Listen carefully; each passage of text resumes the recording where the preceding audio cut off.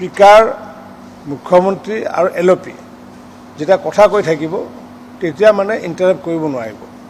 এইটো আমাৰ যোৱাকালি সৰ্বদলীয় মানে সভাত এইটো সিদ্ধান্ত হৈছে। যেতিয়া মিনিষ্টাৰে ৰিপ্লাই দিয়াৰ পিছত কোনো ছাপ্লিমেণ্টাৰী হ'ব নোৱাৰে। তথাপি আমি যিহেতু ৰাইজৰ কাম কৰাৰ কাৰণে আহিছোঁ, গতিকে কেতিয়াবা হয়তো তেনেকুৱা ছাপ্লিমেণ্টাৰী হয়তো সুধিব পাৰে, কিন্তু সেইটো মুখ্যমন্ত্ৰী ডাঙৰীয়াই ভাষণ দি থকাৰ সময়ত কোনো মানে সুধিব নোৱাৰিব। মুখ্যমন্ত্ৰীৰ ভাষণ বা মন্ত্ৰীৰ ভাষণ শেষ হোৱাৰ পিছতহে এইটো হেৰি কৰিব। আৰু এইটো আমাৰ সৰ্বদলীয় যিসমূহ আমাৰ দল আছিলে, তাত কংগ্ৰেছো আছিলে, অসম গণ পৰিষদে হওক, BPF হওক, এইটো সকলে সৰ্বসন্মতক্ৰমে এইটো মানে সমৰ্থন জনাইছে যে যদি তেনেকুৱাকৈ কোনোবাই যদি ইণ্টাৰাপ্ট কৰে তেতিয়া স্পীকাৰৰ ওপৰত দায়িত্ব অৰ্পণ কৰিছে। স্পীকাৰে যি সিদ্ধান্ত ল'ব লাগে আছে, স্পীকাৰে সিদ্ধান্ত ল'বগৈ। বিধায়কসকলে চৰকাৰী পক্ষৰে হওক বা বিৰোধী পক্ষৰে হওক যে তেওঁলোকে মানে বিৰোধী পক্ষৰ কথাখিনি আচলতে শুনিব লাগে।